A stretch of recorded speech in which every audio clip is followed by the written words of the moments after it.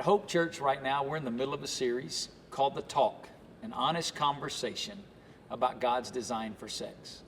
And as a part of this series, we wanted to create some resources that would add value in helping all of us have this conversation. So I've invited some friends to join me around the kitchen table for us just to sit and talk specifically today about how parents and grandparents can shape the lives of their own children and grandchildren when it comes to a biblical worldview concerning sex. So I'm going to invite you to join us now around the table as we begin to have a conversation. So it's great to see all my friends here today. Thanks so much for taking some time to join Christy and I here around the table and have a conversation. Each of you have different life experiences, different background, parents, grandparents, some around the table. And we're really thrilled to be able to have this conversation today. So what we're going to do is Christy and I are just going to ask some questions, and then I want you to just all be yourselves, and let's just do what we said in the series. Let's have an honest conversation about sex. So that's what we're going to be doing. So first question, just kind of get us into it. I want you to, if this happened, how did your parents, as you were growing up as a kid, how did your parents have the conversation with you about sex, if they did, or maybe they didn't, but in your experience, how did that happen for you? Somebody's got to go first. It was a book. Mom and Dad used a book. Yeah, and a little bit of talk, and that was about it. Okay. Did that happen like in one setting, or was it over a progression of time? I remember sitting at a couch distinctly, feeling very uncomfortable. Yeah, I bet you. I think that's a pretty common experience around the world. Yeah, like, Yeah. What else? Who else had that experience? What did your mom and dad do? You know, my house was kind of, it was just myself and my mother. And I remember one day a group of friends came over. There's probably maybe 3 or 4 of us. And my mom sat us down and said, listen, you're going out to mess with girls or see girls or meet girls. If you have sex, this is literally what she said, it's going to fall off. Period. It was over. The conversation, we looked at each other. You know, I'm afraid we looked at each other, then we looked at her and said, okay. You know, Keith, it's amazing to this day that you and Tiffany have children. Right. It was quite scary. You know, it was definitely scary. That's great. That's great. Somebody else, what'd you hear? What was your experience? Well, I grew up with a single mom also, but I guess she was so afraid of sex that that was something we never talked about at all. Yeah. It was just for both. She was born in 1898. Maybe the values were different for her, but that's our house. My parents were hippies. So I got the whole talk. I can remember sitting at the kitchen table, staring at the clock on the microwave, when microwaves were huge. And I just thought, when is this going to be over? Because they didn't leave out any details. Oh, my. And I'm like, I'm never doing that. Never in my life will I ever do that. Wow. I just remember thinking, I was so repulsed. And like, this can never be fun. You know? Wow. We did it 2 times. You know, because I had one sister. And that was enough. Wow.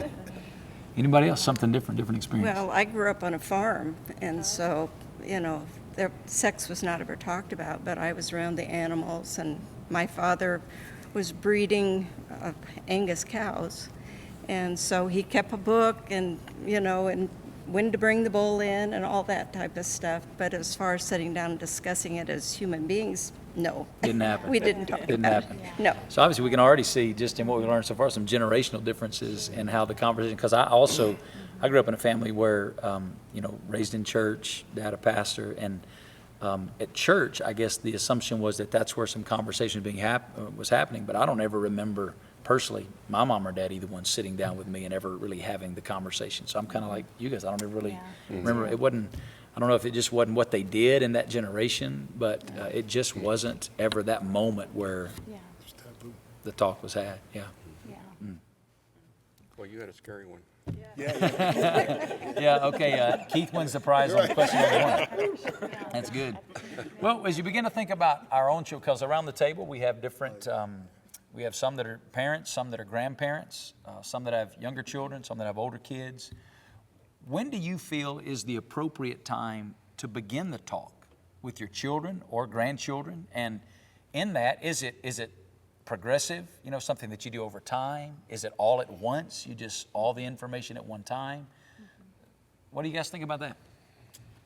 I think it's a little of both, actually, because I know with both of our girls, for instance, I guess it was around the age 10 or 11 that, you know, that's usually the time when girls go through that change and start their period and things like that. And so, you know, to be able to prepare them for that, you already have to begin somewhat of a conversation of what's about to happen. What is that going to look like? And so in doing that, for us, it was usually around the 10 or 11 age mark. And, you know, unlike your parents, of course, we didn't go into full detail and, you know, every detail about it. It was just that beginning of, you know, this is what's going to happen, and you can expect this along the way. And then,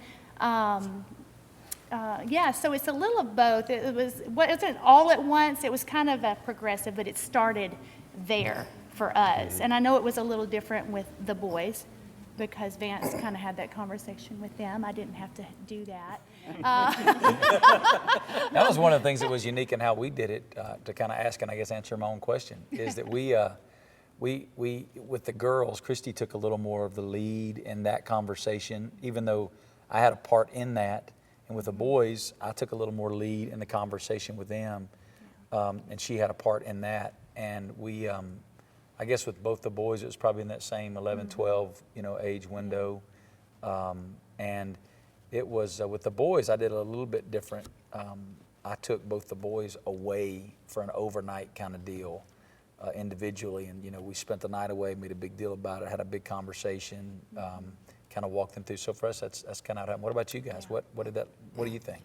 I think we're very similar when it comes to, you know, like I talk to my son about it, and my wife, she takes the lead with our daughter. And my son, I think it was about maybe 10, where he came to me and he told me that he knew what sex was and how children are born. And so I let him explain, you know, tell me, what do you know? And it's actually based on, I took him to work with me one day, and we were around other teenage boys, and he overheard some conversation. And so I said, well, perfect opportunity. And so we just had that conversation when he was about 10, and some of the things that he learned talking to the boys, he realized that wasn't what they said, you know? Well, and I think, Keith, you just made a very important point that it's not necessarily here's the age. Now, we may say if by 10, 12 years old, you know, that conversation hadn't come up, it's time for us to initiate it.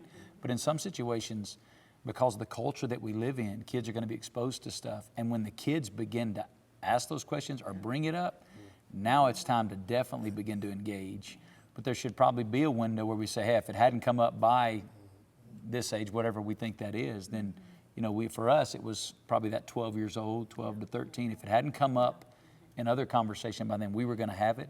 But you make a great point that when your children, it's kind of like in Deuteronomy, that whole when you sit in the house, when you walk by the way, when they lie down, when they rise up, through those everyday life moments, when this conversation surfaces, man, it's a great time to respond to that like you did as parents and engage. What else? What's your other experience? When's the appropriate time to? We kind of did that whole thing as it came up, but our kids were younger too, and they, you know, where do babies come from? You know, like 3, 4, 5, 6, and we always answered, well, mommy and daddy love each other very much, you know, and that was good for so long. And, you know, then the questions got deeper and things, but, you know, we just did I sat down our oldest one, 9 or 10, same kind of thing, and our other daughter, and Craig did our son. But I think the biggest thing for us was we had a purity, my girls got a purity ring. We took them out to a meal. We sat down and explained that, you know, this ring and what it means, and, you know, it's for purity. Before you're married, you wear that ring, and then when you get married, you replace that purity ring with your wedding band. And, you know, right now you belong to God, you know, and you're pure before the Lord, but then you belong to your spouse at that time, sexually anyway. And I remember it really clearly, and the girls were, I think Ashley was 13, 14 at about that time, where they're older, they can understand, and they can, you know, agree with us instead of just, you know, I'm wearing this because mom said so, you know, or dad said so. So, and that was really cool to see my daughter on her wedding day take hers off and put her husband's ring on. Yeah, that's awesome. That's Yeah. really special. Christy and I did a similar thing with both girls with a ring like that. We had the same conversation with the boys, but we didn't use a ring. I mean, a 13-year-old boy who wants to wear a ring at 13 is a boy. But the girls, big into rings. So we went and bought a really nice thing for them and did the same thing. And I actually did that part of it with the girls where she'd done most of the conversation. I took them out on the really nice date, took them to some really nice show, kind of thing where we both dressed up a lot. And actually at the table, like you would propose almost, kind of propose to my girls and ask them to guard their purity and to then one day give that as a gift to their future husband, and gave them that ring with the same thing, And one of the things that I've said many times to both my girls and my boys is, as a parent, our role is to really help to guard your purity until you get married. And there may be a lot of times between now and the day that I put your hand in somebody else's hand that you don't like me. But if I do my job well now, I'm living for the day when I put your hand in their hand and you love me for what I've done leading up to that moment. And that's some of the things we're talking about. So the ring thing's a great example. What else? When's the appropriate time? And Well, I just wanted to share something. I didn't really become a Christian until I was 40. I thought I was. We went to church, took the kids to church because that was the right thing to do. But when I hear stories like your story, and I remember hearing Johnny Hunt tell a story about doing that with his daughter at one of our ministry retreats. But one of the things as I look back over my life of raising the girls is that I missed out a lot because I didn't have that intentionality. And it applies to sex, but it also applies to many other aspects of raising children. That I was busy working all the time, thinking about me and my job and all that stuff. And I always enjoyed my work, so it was fun. But the biggest regret of my life was not having that level of intention, planning, intentional things in all aspects of the girl's life. Sex is probably the biggest one. Well, Terry, you make a great point that I think a lot of people that are going to watch this are going to be able to relate to, because at Hope there's a lot of people that have come to Christ later in life. So with that, you and Ruth as now grandparents, how do you try to redeem that? And how do you take what you've learned from that and now grow? Because we know Jesus wants to use all things in our lives. So how do you take what you realize now that you missed out on, and as grandparents try to redeem that? And how has God given you another opportunity now in the role that you're in? Do you have an answer for that? Well, not really. Actually. Actually, I think we've been very, very fortunate. Our children, they've become very strong Christians. So they really took care of that situation, and we really probably didn't contribute a great deal. I mean, we were there as grandparents, loving our grandchildren, but our children just did a very good job. And so we really maybe just reinforced what they said. Yeah. And but as far as us really being real involved, we really weren't. Well, one of the ways you contributed more than you probably realize. How many years have you been married now? Many years. 55. 55. 55 years of marriage. Well, is it 56 or something? Yeah, get it right. 56. So Two months, right? I think that's an important point, that Yeah. a lifetime of living out, that value of what sex is inside of marriage and the honoring of marriage and how you've done that has probably had a greater impact than any of us around the table realize, and them being able to see that. Yeah. Because I think I heard you say a minute ago, Terry, something I never knew about you, that you raised by a single mom. Yeah, my father died when I was 2, so. So then the grace of God for you to have been in a single parent home, and now to have enjoyed 56 years of marriage is a phenomenal testimony to the grace of God. And I think something that parents that maybe missed out on an opportunity, grace of God and a very patient wife. I think that's what that look means. I want everybody to know I'm not ruthless. I'm only at 23 years, but I still know that look. I know what that look. But I think that's an important point, that one of the great things we do to lay a foundation in teaching our children when it comes to marriage and sex and what that looks like inside of marriage is just demonstrating the faithfulness of a marriage and through its ups and downs, which we've all had. But I think that's a phenomenal point. Well, I'll just say just one more thing, though, that I think I shared this with you before, that it really is a heavy burden that I haven't quite totally figured out how to deal with. But we now have 8 great-grandchildren and 8 grandchildren.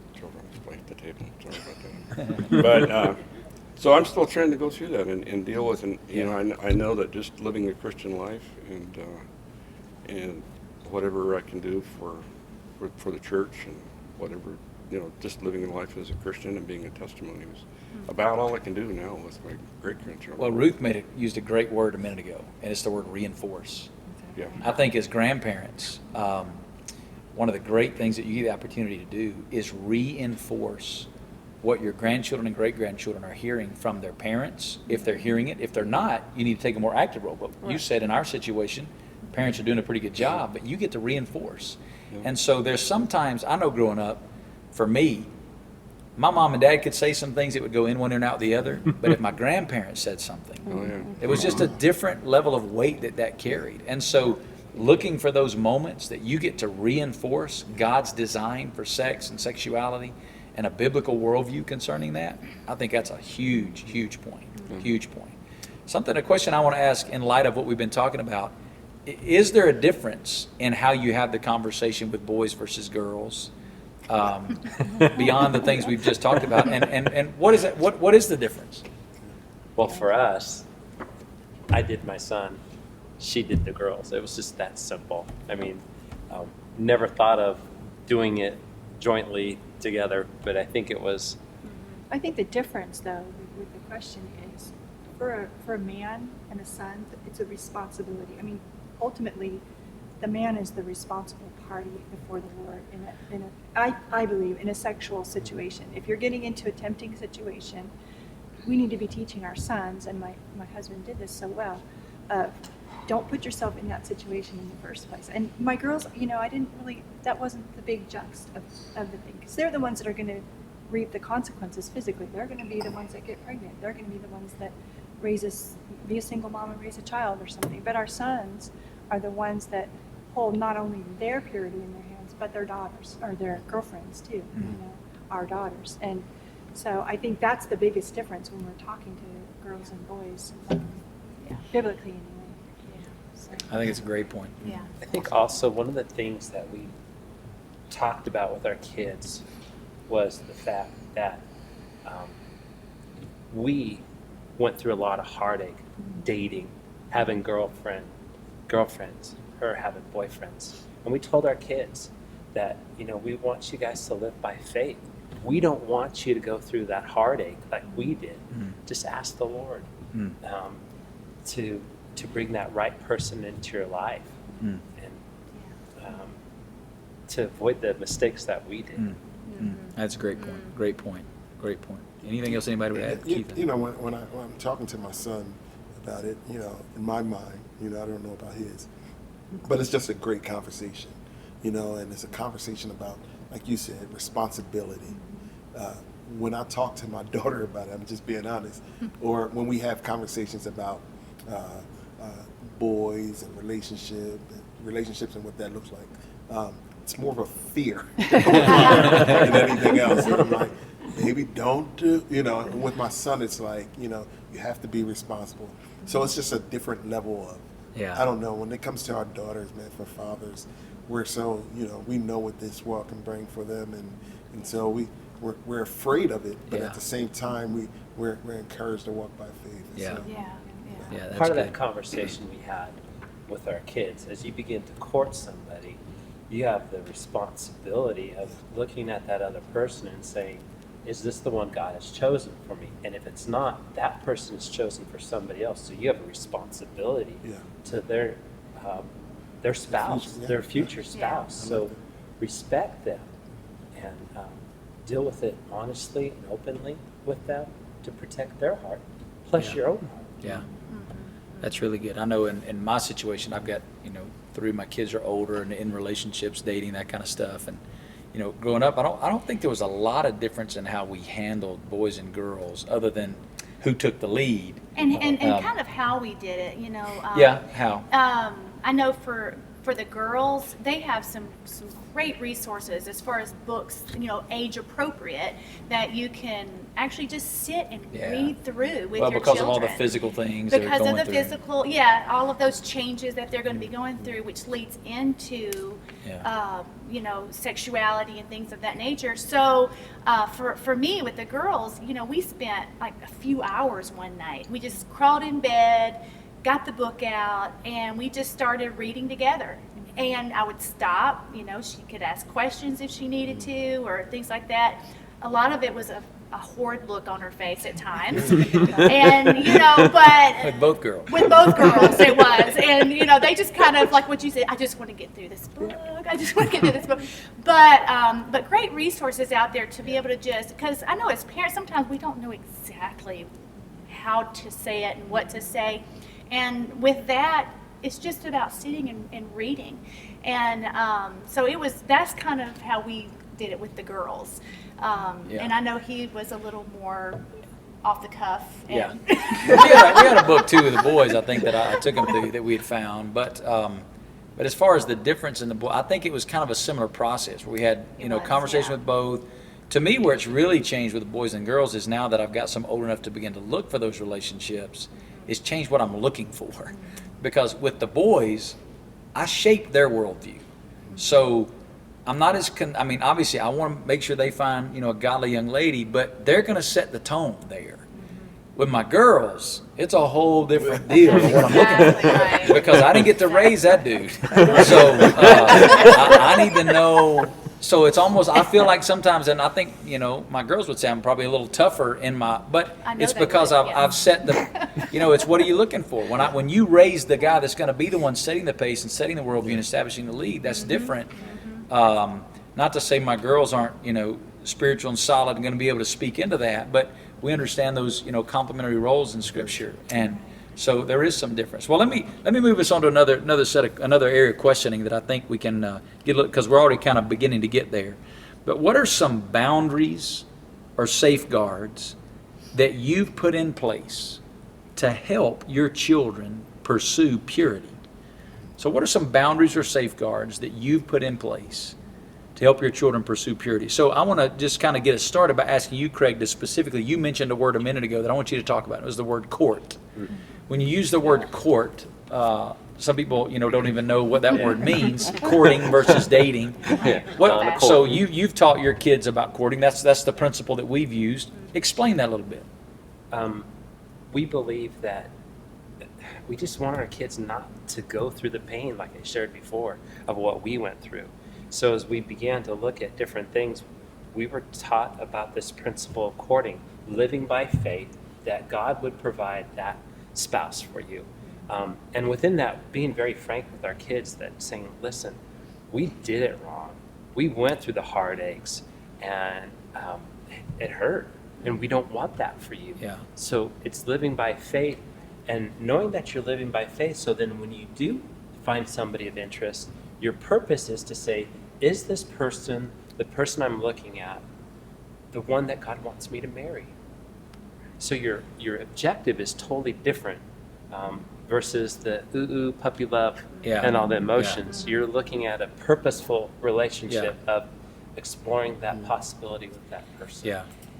Like for us, when we talk about it in our home, courting meant that until our kids were 18, they couldn't even go out on a date with somebody one-on-one. They could only go out in groups until they were 18, because until you're 18 years old, wisdom just taught us, until you're 18 years old, there's nothing of value coming out of a one-on-one moment that you can't get in a group. That's right. So until they were 18, courting for us meant in groups. Now, that group could be you and some friends. It could be us. We preferred that group, Right. We'd be glad to go with you. But and then after 18, one-on-one was allowed, but we still encouraged, those other principles. So for us, that's kind of what courting looked like. No dating until after you're 18. Up until 18 is only out in groups. and we preferred to be a part of the group if we could, you know. Yeah, right. So is that kind of the same thing when you use the word courting, that kind of mentality? Yeah, or it's purposeful. Yeah. It's not just once, just short-sighted. You know what I'm saying? Yeah. Because Yeah. growing up, I mean, that's what we lived by. Or, you know, I can speak for myself. That's what I live by. It's like, wow, she's cute, so Yeah. let's pursue that relationship. Versus purposeful. Is this the person that I'm going to spend the rest of my life with? And when you have that target, which is a different target than what the world says is your target, it makes what you do different. Yeah. And we didn't necessarily have an age, but it was about that age, you know, before they actually had a person in mind. Our oldest daughter met her now husband when she was 16, and that was way too soon for us. And for her too. She was, you know, they just were going to be friends and stuff like that. But they courted probably a year and a half till she was almost 18 before they went out on a one-on-one date. It was with family, mostly with family. And, you know, they did that for 5 years. Wow. Yeah, before they got married. And so, Great. yeah, for us, and all three of them did it. It looks different for all three of my kids. They're all married now. But their path to marriage was similar in the sense that they had a purpose in mind. And if that person wasn't, you know, right away, if they had a check in their spirit that this person, I couldn't spend my life with them, then start and look for someone else. Or God, you know, most of them, well, it's hard to say without sharing for specific kids, and I don't want to do that to my kids. But it's just neat to see how God worked in each of their lives on a similar path in totally different ways. Yeah. You know?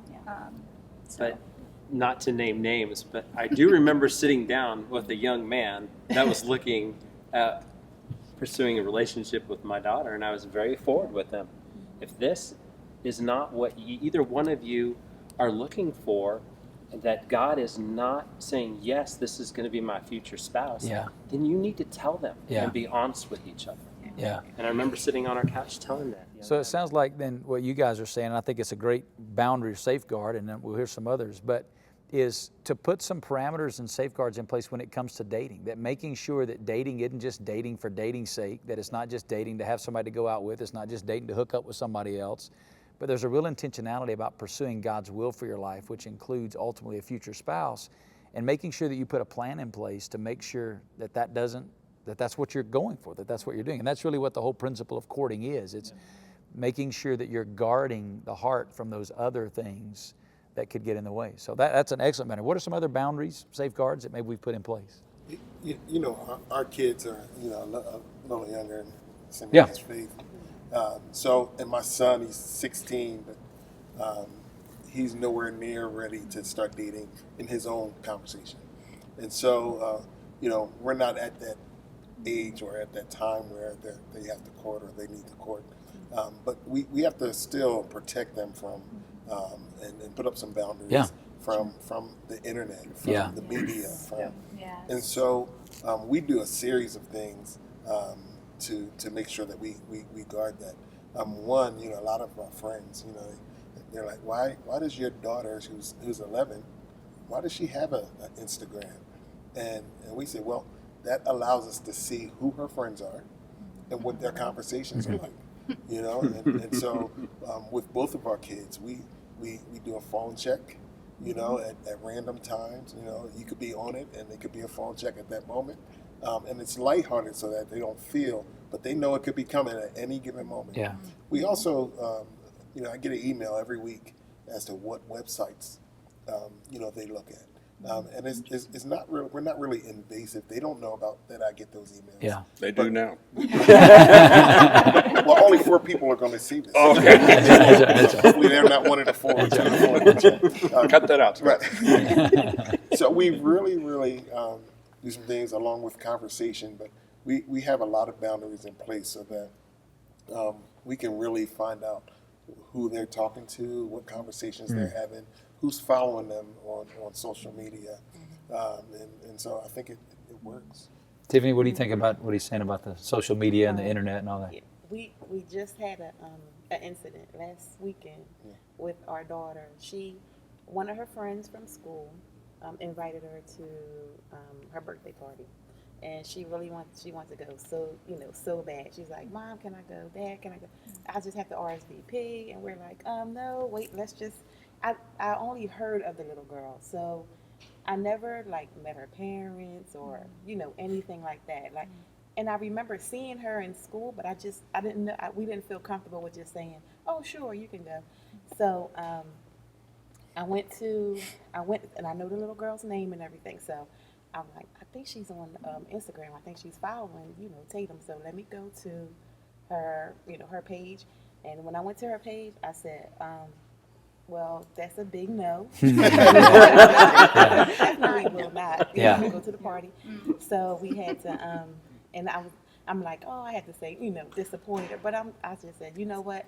We brought her in the living room. We talked to her. We said, we just don't feel comfortable with, allowing you to go to the party. Some of the conversations that, the little girl had, with other people. Yeah. I said, I was not comfortable with that. Yeah. And by the way, we have to check your phone and your messages to see if I want to know, are you talking how, how Yeah. she's speaking? Yeah. And so that led into it. That was about 3 hours later, I think. Like this dissected, Yeah. And then we did see another student from the school she just graduated from. He messaged her like, oh, you're cute. No, so now in my mind I'm like, okay, it's definitely time to have the talk. Yeah. And the little boy said, oh, you're cute, and so that birthday party invitation led to a whole lot, a lot of other things, and we were happy to see that Tatum, she didn't respond, in a way like her friend, like the girl, her friend in school. Yeah, that's good. Response, so. So it sounds like then another parameter and boundary that we're talking about putting in place is when it comes to internet activity and social media, that we need to be really careful to put some safeguards, some security, software and things that we can find, and those are readily available. You can find those.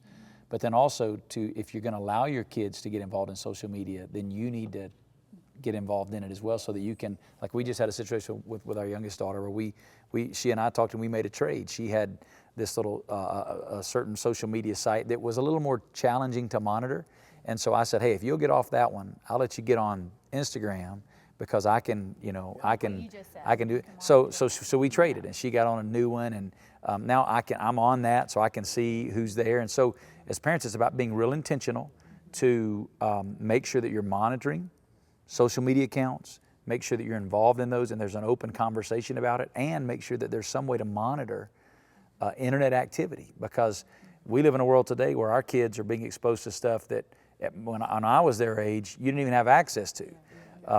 And so it's just a totally different day. So those are, I think, incredible boundaries and safeguards. What else? What other boundaries, safeguards do you put in place for your kids? Well, ours were just pretty much watching the kids that they wanted to date. And I don't remember the exact date, but our girls never dated until they were 17, 18. Yeah. But our challenge was always, I didn't necessarily like the boys that were coming to the door all the time. So I just remember that was a big challenge. But I wanted to add something to what Craig was talking about, which was the making the courtship intentional and thinking. And this is something that probably a young person would never get.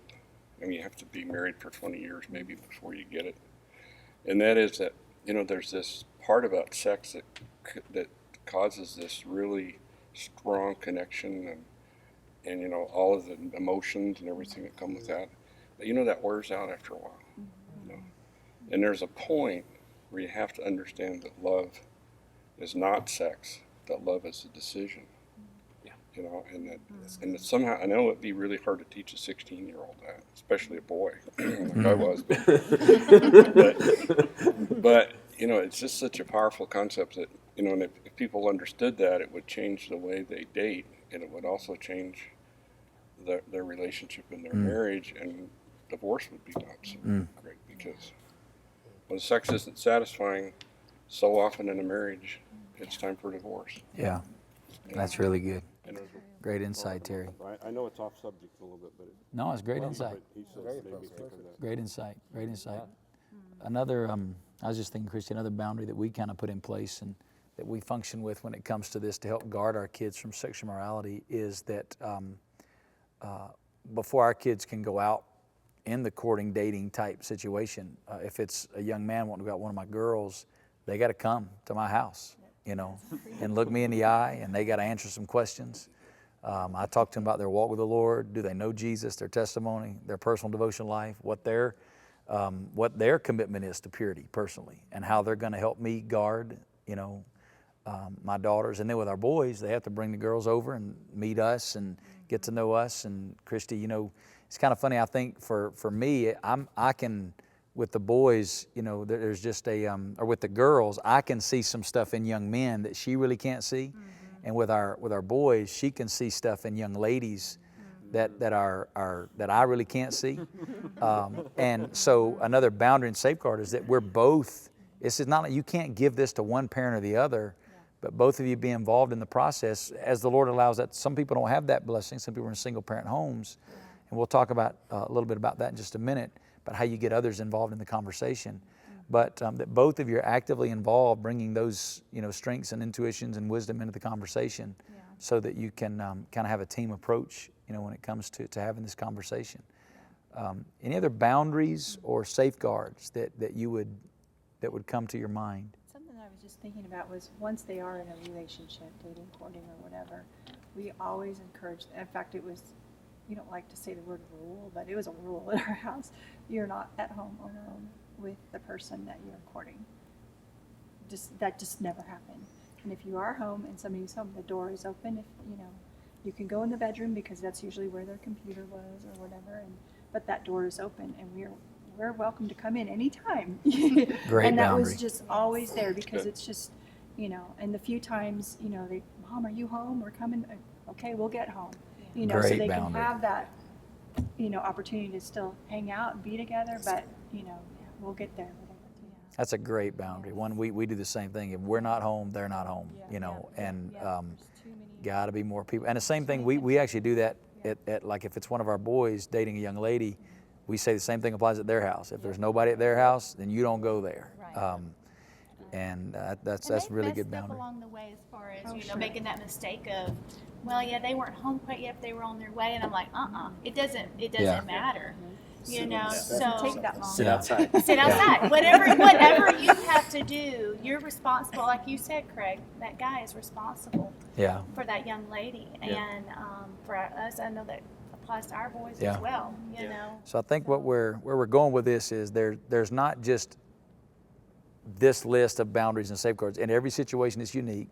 We need to take principles from Scripture, and in the world of social media, in the world of dating, courting, where they are. As parents, we need to set some boundaries and some safeguards to help guard our children's purity. That's a biblical responsibility that we have, and we all have to be about this. So then, let me ask another question. Kind of leads us into another area. Do you, and if you do, how do you involve others in the Christian community in teaching and training your kids about sex? How do you get others involved? Don't look at me. Yeah, that's a good one. I know for one of my daughters in particular would much prefer to talk to someone else than me. And I know she has. And, at first as a mom, you're like, I'm here, But my heart is more for she needed to be able to talk to. And so, there's a couple of ladies in her life that she felt very comfortable asking and talking. And, things have changed now. She's married and things like that. But during that time in her life where she was learning and, I was the last person she wanted to talk to about stuff. So just having a girlfriend that I can recommend, or in her case, it was someone she knew that was a little bit older. Not married yet, just a single gal, neat Christian lady. And so it was a blessing. That's great. I think that leads into disciple making as well.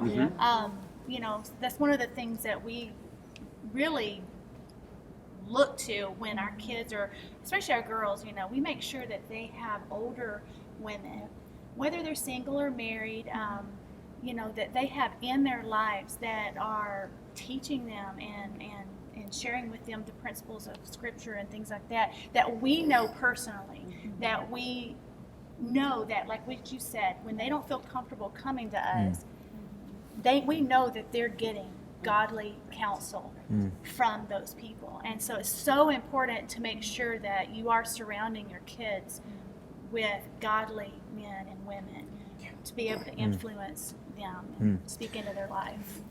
Go ahead, Keith. So, you know, also with my son, he's at the age now where his friends are more important to him than anything else. You know, the couple of kids that he hangs with, one being a nephew, and so we make sure that that his friends, that the friends that he hangs around with, sometimes we'll have the conversation around them, and we talk with their parents, and we know that the friends that he hang around with, it's getting the same type of guidance and teaching when it comes to those areas.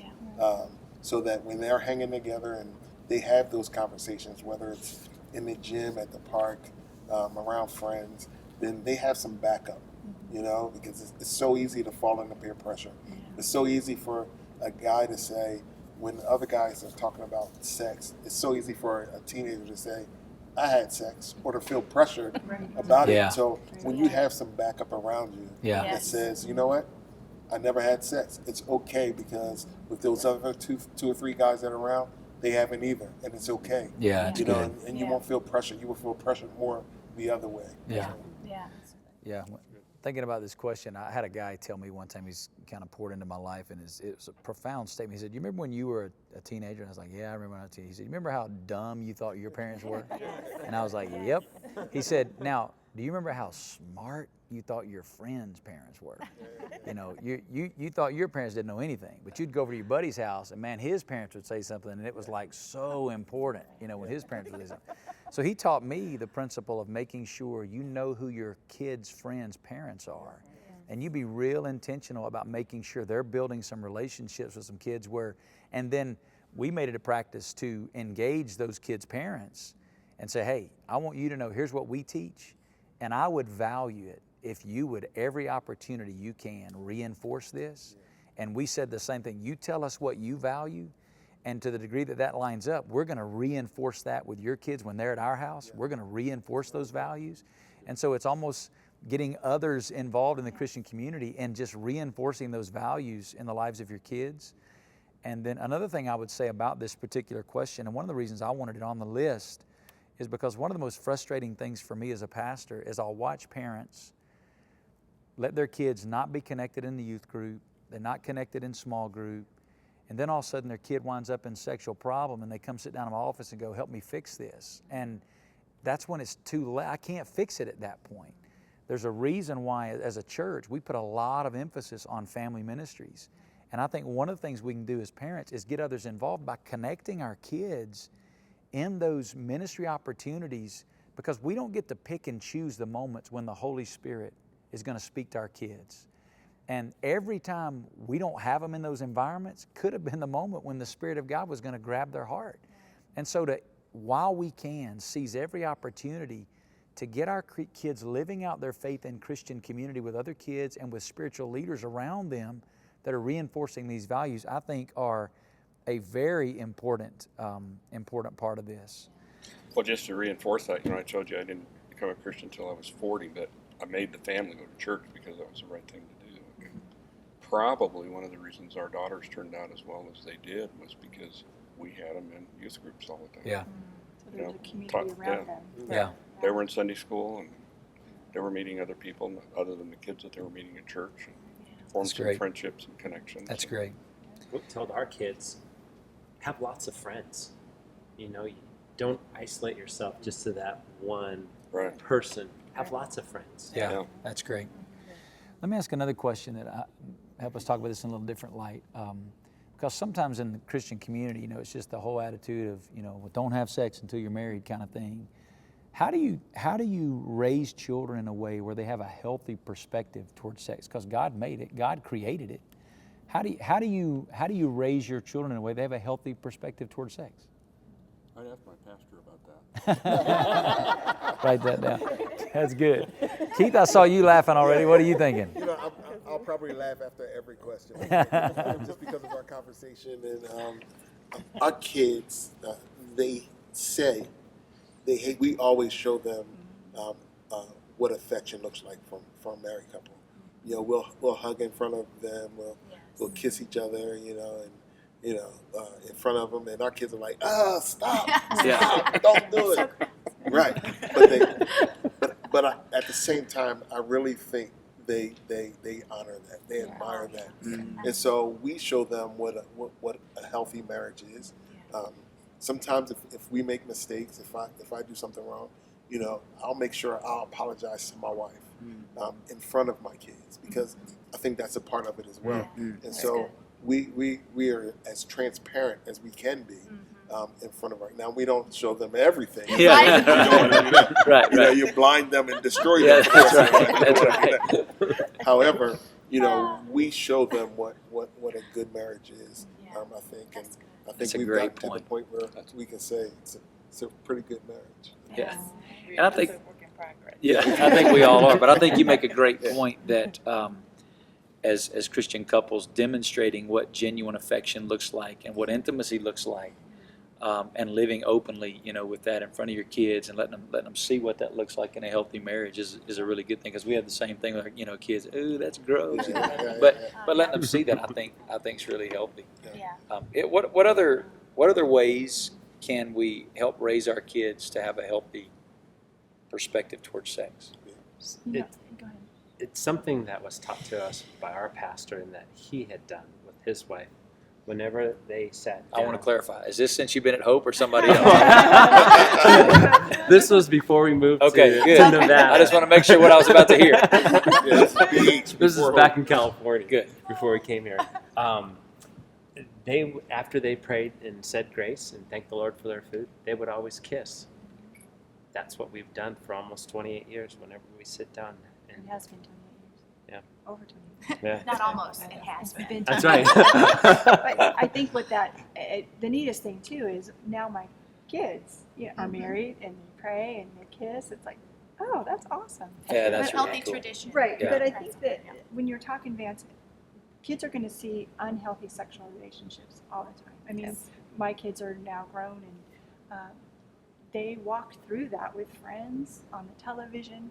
They know what it is, what it looks like, the act of sex is, Yeah. right? But to make them anticipate and look forward to that first night with their spouse, it's more about, it's a continual progressive, you know, if you wait and give this gift to your spouse, it is going to be the most beautiful thing. You know, and we, especially with my girls, that was something we talked about all the time. Just wait. It'll be so worth it, I promise. You know, and I think we live in a society of instant gratification, and it's going to feel good now. I told them, it won't feel good in the next day or the next minute, you know, but it's going to feel great when it's with the person that you're supposed to be. That's great. I think also for us is just being affectionate, and then the little things. Because I remember even with Jordan, when she would go on a mom's Sunday, he would open her door just like Dad would open her door, and it's just those little subtle things, and always making sure that I'm holding my wife's hand. You know, because it's not just one little thing; it's kindness and gentleness throughout your time. That's good. That's really good. And I think, you know, something that Cheryl, you alluded to is that our kids are seeing, you know, with television, internet, movies, friends, at just such a younger age now, being exposed to sexuality. I think something that's very important we do as parents is keep an open conversation, that it's not just the talk. And once the talk is done, you're done. But that we continue the conversation. And one of the things I think we've tried to do is I think our kids could honestly ask any question at any point in our home and feel comfortable doing that. I don't think they think that, I can't ask about this, you know, that they honestly think that they can ask, and something can flash across the screen, and if it does, you do the best you can to put those safeguards in place and guard it. But when it does, you say, wait a minute, okay, let me tell you why that's not good. It's not just, don't look at that. Yeah. It's not good because it leaves scars, because here's the pain that creates in a marriage someday. You know, God gave sex inside of marriage as a glue to unite two people together. And when you take that glue and you start spreading it around, what God gave to glue a union together, it actually becomes the very thing that pulls a marriage apart, because that glue is now spread out everywhere. And so when kids, when you can keep that open conversation to say, yeah, I know you saw that on television, but let me tell you the other side of that. Here's what they're not telling you about the pain and the consequences. So to keep that open conversation there in place is very important. Let me, for the sake of our time, I want to just try to rein us in with two other questions, and then we'll be done. And this one you may not have an answer to, but have you walked with a son or a daughter? And again, because obviously others are going to be listening in on our conversation, I don't want you to name names or be that specific. But have you walked with a son or daughter who has struggled with some type of sexual sin? And I'll just go ahead in our family and say we've had situations where we've had one of our kids stumble here or there on the internet or whatever. Yeah. And when they do, how do you handle that? How do you deal with that situation? I didn't handle it very well. Let's just put it that way. Yeah. I'm going to speak frank. I did not handle it very well. I actually bawled and was just saddened, really. I was very, very sad that, oh my kid has seen this and so I had so much going on through it. So when we talked and came together, he was so calm and and which was reassuring for me as a wife and a mom, and well, having made some of those mistakes myself, right. As a student and a kid growing up, I knew obviously there are pain and consequences from those, but I also knew that those mistakes didn't disqualify you for life or put you on the sidelines. Right. So as big a deal as those moments were, they're not the end of the story. Yeah. And what you get an opportunity in that moment to do as a mom or dad is you get to shape what comes out of that. God said about David was a man after God's own heart. That doesn't mean David didn't blow it, because if you look at David's life story, you pretty much name all the big ones, David's got them all. It wasn't that David didn't do wrong. It's how David responded when he did wrong. Yeah. And in those moments where there is failure, you get an opportunity with your kids to sit down with them and help them learn what it is to respond rightly. What are the steps that need to be taken? And not just come down. Yeah, there needs to be discipline. There needs to be those things in place, but it's got to be discipline for the sake of redemption and not just punitive. It's got to be redeeming that moment to teach them in a way that prepares them for the future.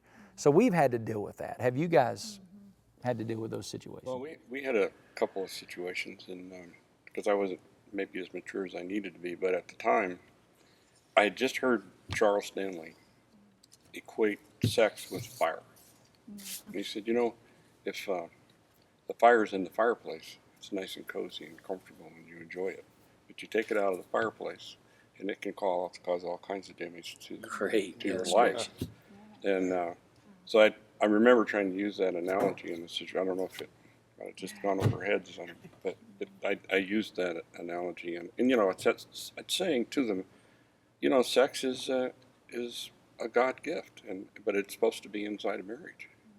And so outside of marriage, it's not good. And it can cause all kinds of damage.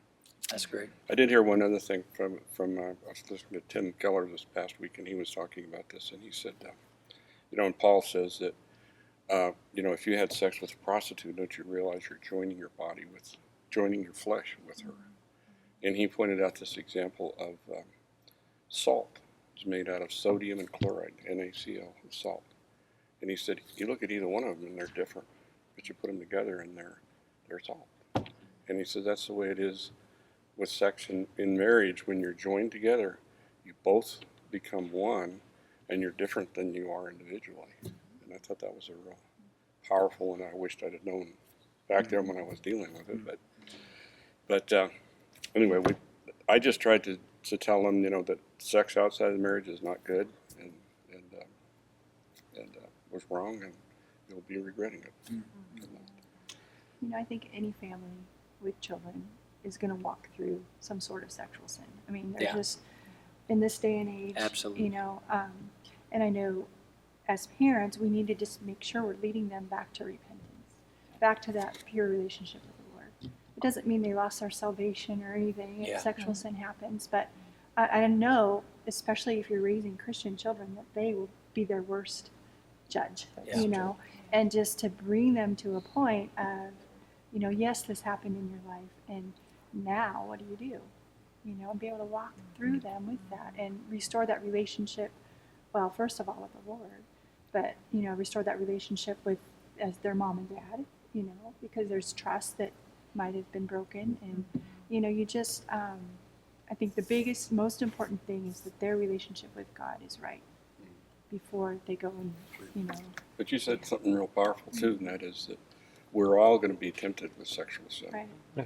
You know, and I learned something from you, Vance, years ago when you were talking about the safeguards that you as a pastor take about not being alone in an office with another woman. And I realized that probably your biggest defense is to have somebody have the wrong impression. But yet, we all have to realize that we're all, and the younger we are, the worse it is. You know, that we're all going to face sexual temptation. That's always there. And so we just have to make our children aware of that and make them aware of the consequences. So good.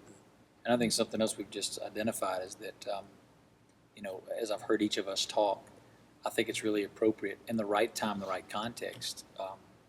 I've had conversations with my kids about my own failures in my past, and allowed those to, because when they fail or when they go through some things, and you're able to say, you know what, let me tell you some things that where I blew it. It really helps them realize, hey, mom and dad aren't perfect either, and yet by the grace of God, their marriage is strong. God's using them. So, you know, to use those past experiences. Well, let me wrap this up with one final question.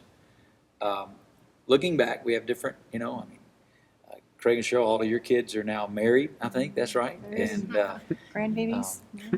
none of ours are married yet, but some are out of the house, some still in the house. Keith, Can't Tiffany. wait till Yours they're- is. That's what we've said. We're ready. We're ready to get them there. But yours is still at home, and Terry and Ruth, you got kids, grandkids, great grandkids. So we all got different life experience. Looking back with the wisdom that you have now, if there was something that you could do differently, if you could do it over again, and talking to your kids about sex, what would that be?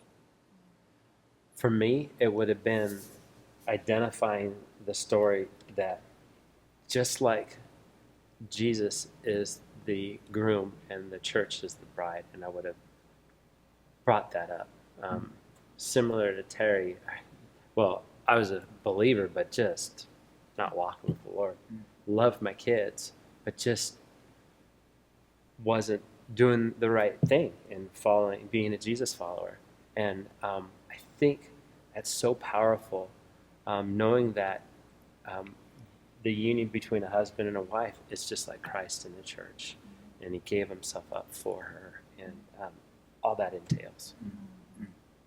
I think too, for me personally, you were talking about your failures, and I wish, I mean, we eventually had shared those with our kids. One of them was already married, but I wish we would have explained some of our situation before they, or as they were walking through some choices they had to make, because like you said, they could, oh, okay, so it's, you know, mom and dad, they look like everything's great, and da-da-da-da, and it's like, no, we struggled too. And it would have explained a little bit of the harshness maybe in their minds of why we have these rules in place, and because there are consequences and hurt feelings and things. So probably earlier we would have shared that. That's good. That's good. What up? Yeah, for us, you know, and our kids, you know, our oldest being 16, I don't think we've gotten to the point where we can say we have any regrets as of yet. Yeah. But what I love is that you all are sharing, and it's helping us to kind of you know, deal with those regrets that you have. And so I'm just saying that to say that your regrets have been our help, so they're no longer regrets. That's a You know? good word. And so we appreciate that. That's a good word. That's a good word. Anything else anybody would add to that? Anything you would do differently? Well, I think the thing that I've told Ruth many times in the last 10 years or so is that, you know, when you raise children, you're looking at a 20-year investment. You know, when you're involved in it, it seems like 20 years is a long time. but let me tell you, 20 years is not. And for you to just focus your life, I mean, it goes way beyond sex too, but to focus your life on the most important thing that you can do with your life is to raise those children, to know God, to know Jesus, to love Jesus, and that's all. And the sex part will come with that. But that's probably looking back now, that's my biggest regret.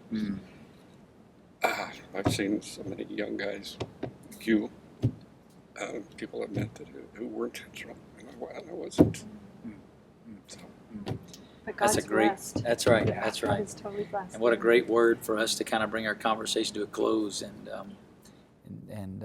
I just want to kind of summarize for those that may be watching this now, some of the things that that have grown out of this conversation. Some things that I think are real takeaways. For starters, I think all the couples around the table who love Jesus and are trying to walk with Him have said, yes, it is definitely appropriate for you to have a conversation with your kids. You need to do that. You need to sit down with them. If they bring the conversation up first, that's the moment you start engaging.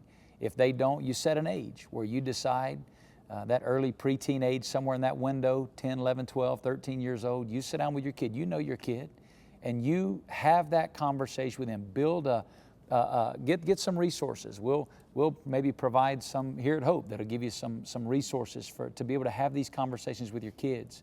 But yes, it's appropriate to do that. And it's an appropriate conversation, not just to have once, but to have an open conversation where you constantly are reinforcing these values.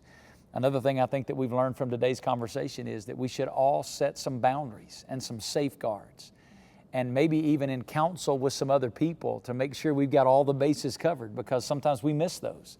So to really establish some boundaries and safeguards for your kids so that you can know that you're doing everything you can to guard their purity.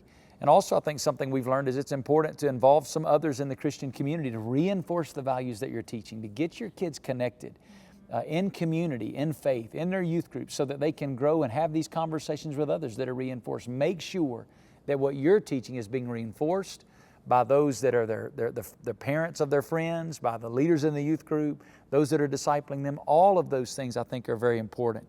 And I think also we've said it's important that as couples that we should model what healthy intimacy looks like, to let our kids see, as mom and dad, us enjoying one another and enjoying affection, and live that in a healthy way in front of our kids so that they see a good model of that. I think another takeaway from today is that we're all going to have, I think Cheryl, you said it, we're all going to have moments where our kids fail. And when they do, to graciously lead them in Christ-like repentance in a way that's redemptive and shows them how to move forward and not live in defeat and discouragement, but how to move forward. And so to navigate those conversations with our kids, and then finally to learn from others, to learn from, Keith, as you said, sometimes the mistakes of others, sometimes from the success of others, but we learn from others in building this conversation into our lives, because it's our responsibility as parents to have the talk, to help them understand God's design for sex, because God created it and God made it to be enjoyed in the context of marriage. So moms and dads, grandparents, we hope that this conversation's been helpful today. Thank all of you guys for joining me, and we pray that God uses this for His glory.